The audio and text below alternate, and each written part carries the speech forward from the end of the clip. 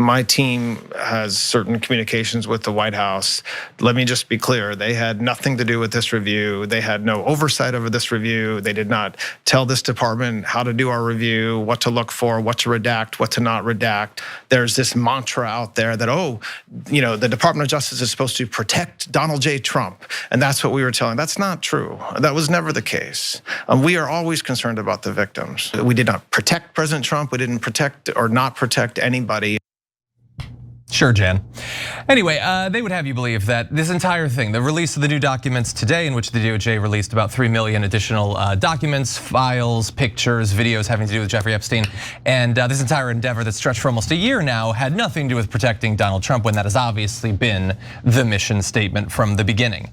And so we got a bunch of documents. That's the good news. There is some good news here. There's also bad news. First of all, they didn't release all of the documents. They've redacted documents that they weren't supposed to. They were supposed to provide explanations for redactions that did exist, and they didn't do that. And perhaps the worst news, morally at least, is that some of the documents released include absolutely horrific allegations against Donald Trump. But interestingly, after people found them, the DOJ temporarily deleted those files, then perhaps realized that doesn't actually work on the internet. People had already downloaded them, and so they re-uploaded them. And we're gonna discuss, but Cenk, what are your 2 cents? First of all, wait till you get a load of the allegations against Donald Trump. Are they really true with a 13-year-old? Oof.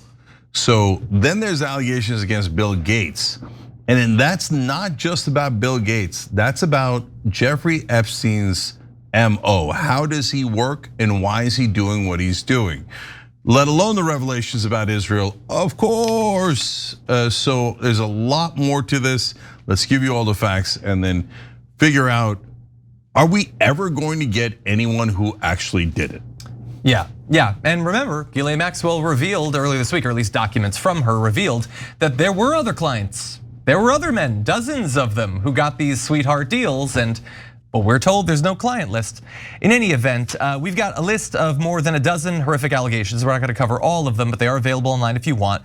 They were included in emails that were sent by officials in the FBI's New York field office on the Child Exploitation and Human Trafficking Task Force. Now, bear in mind that these, in some cases, have been investigated by the FBI to varying levels, but all of them are claims that were made against him. They're not the original result of FBI reporting, and so we cannot say with any certainty whether they're actually true, and I doubt we will ever be able to, because the DOJ is not actually investigating any of these claims with anything approaching a serious approach.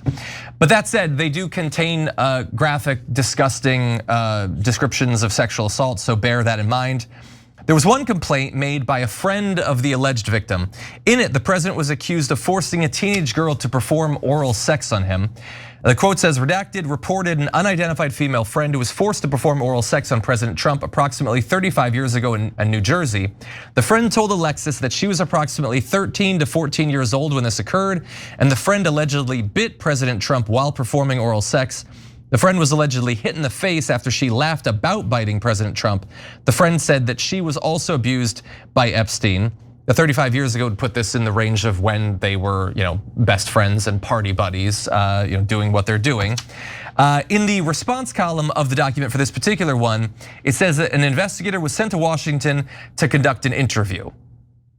And I guess I'd love to know what you found out from the interview, but again, this is not a serious thing the DOJ is doing. They're not gonna explain any of this.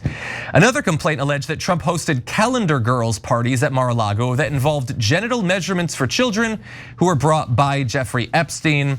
This is obviously a different sort of genital inspection than Republicans are now advocating for in women's sports on a regular basis. This is something far more sinister and explicitly sexual. At this party allegedly were Elon Musk, Eric, Ivanka, and Donald Trump Jr., Alan Dershowitz supposedly as well, and the claimant claimed that we were taken in rooms, forced to give oral sex to Donald J. Trump, forced to allow them to penetrate us. I was 13 years old when Donald J. Trump raped me. Ghislaine Maxwell was also present. There's a lot here, Cenk. Claims of a sex trafficking ring at the Trump golf course in Rancho Palos Verdes between 1995 and 1996, saying that Ghislaine Maxwell was involved in that. There's a claim against the former host of Lifestyles of the Rich and Famous, Robin Leach, having supposedly strangled a girl, and then violent threats made against the victims that they would be murdered if they ever told anyone about it. And that one was labeled not credible by the FBI, which is interesting because not all of the others were labeled not credible. So what are we supposed to do with this, Cenk? Yeah, there's varying levels of credibility, and a lot of them, they thought this is total junk and they didn't bother to investigate it. But the one about Trump being with a 13-year-old, they did investigate. And that was in August of 25, just last year.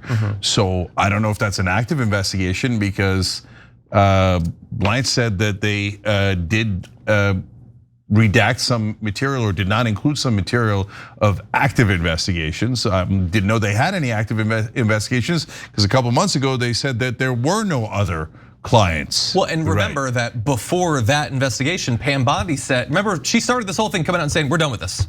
There's nothing else to investigate. Evidently there was. Yeah, but I want to be super clear. We don't know that Trump did that. We just know that someone accused them of that. So like if that was someone you like, just picture, I don't want to put out any names, right?